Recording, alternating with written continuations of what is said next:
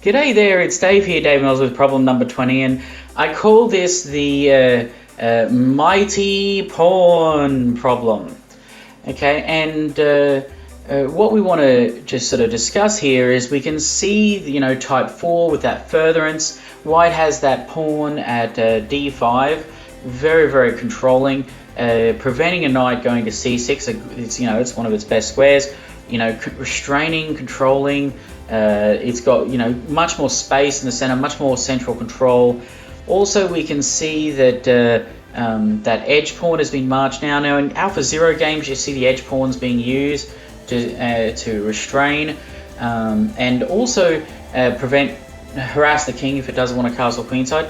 Now, what we actually see here is we see that, let's just compare pieces. The rook on A8 is loose, whereas the rook on A1 is not.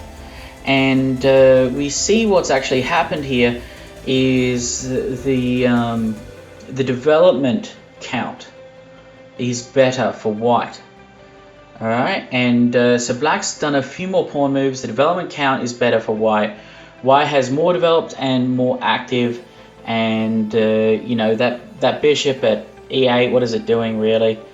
And so yeah, it's a bit of a backward situation, and believe it or not, this is an explosive situation which is really winning. See, because the rook on A8 is loose, it's a target, and that means that the black's A pawn is pinned, is a rigid body, it's a rigid piece, and because it is rigid and we're able to open lines and exploit that, and we're able to, what I want to just talk about here is the combination, like the power of an advanced pawn, the power of type 4, which is furtherance. Now, I specifically chose this problem to show you the power of furtherance and how its end result is so powerful. And it just shows you the power of advanced pawns and how it simplifies the position, opens the position, and defeats the opponent. So what we actually are talking about is look, we've got the weakness of the loose rook, but what other weaknesses do we have? Well, we have the misalignment of the queen and rook on those dark squares. They're lined together on the diagonal, which makes them weak. Also on those dark squares to a skewer. Also the position is such that you've got the loose knight at A8, but what we really want to show you is the power of furtherance. So in this position alone, now where's the imbalance? Where does white have more space? In the center, yes, but also on the queen side, white has a better grip over the position than black does. Black hasn't finished his development. Also, you want to focus on where the pieces are pointing. Now, in this case, the bishops are pointing to the queen side, so that they've got those beautiful active squares over towards the queen side. So they sort of tell you the direction of the attack. Also, another thing is, which tells you the direction, is where there's an imbalance. And obviously you've got superior development on the queen side and superior space. Furtherance is space, it's advancing, you've got more space. So that tells you where the attack's going to be. And there's two weaknesses, the loose rook and the queen rook misalignment. Okay, and also the lack of space, and there's a few other things thrown in there. So these minor cogs are very present. So have you calculated the move yet? Have you seen the move yet? Well, bishop to b6 is the move. And why is that so strong? Well, if the queen moves, that's fine. You get to lob off the rook at e8. And that actually is just, at this stage of the game, is almost resignable. And also in this position here, there's a different choice for black than just giving up the rook. There's pawn takes at b6, pawn takes b6. And now you can actually recapture with the pawn. All right, pawn takes. b6. So now we have a situation where white's a pawn is now on the b file attacking the queen.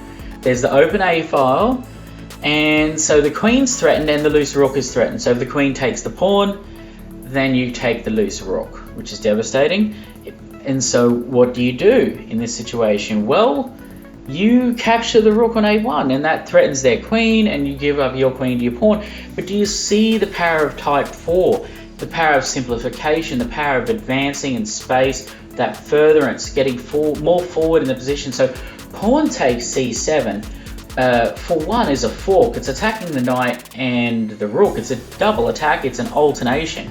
It's a type 3. But also the black rook at a1 that's come down there, challenging the queen, is has to. You've recaptured, threatening the queen. You've captured the rook. So white captures the queen. You capture the queen. Rook takes queen. But here's the thing: the power of promotion, the power of furtherance. How devastating it is. Pawn takes rook at d8 and promotes to a queen. And so now you have a queen, a fox in the hen house. You have a queen at d8. You have the enemy rook at d1, and it's under threat. And obviously, if you do play rook takes rook, then obviously the knight can recapture, and you have a queen and they don't. It's actually quite devastating. So maybe right at the beginning, the best choice, give up the rook for the bishop. But what we see here is positions that seem relatively tame are actually quite devastating, because you've used type 4, you've gained space, you've furthered your position, you've got that furtherance, that forwardness. And so you want to actually think about what was the most active, the move with the most momentum, the most active move you could have done in this exact position. It wasn't to pin the bishop to the rook and then move the queen to d2 and then perhaps attack the dark square bishop at g7. The most forcing move you could do, play on the queen side, play where you have the advantage and they have the disadvantage. Take advantage of those couple of minor cogs, those minor centers of gravity. Now, think about gravity. It's pulling you, always pulling you, and these weaknesses have got to have that energy to you. You've got to be pulled to the loose pieces, semi-loose pieces, and pulled to the misalignment of the queen and rook. And it was very few pieces actually at work here in the attack. There was the a pawn, the bishop, and the rook.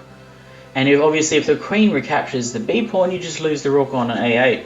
So, and look at how, if black does actually follow that line where it plays rook takes, then takes the queen, the pawn just furthers itself to the point of promotion.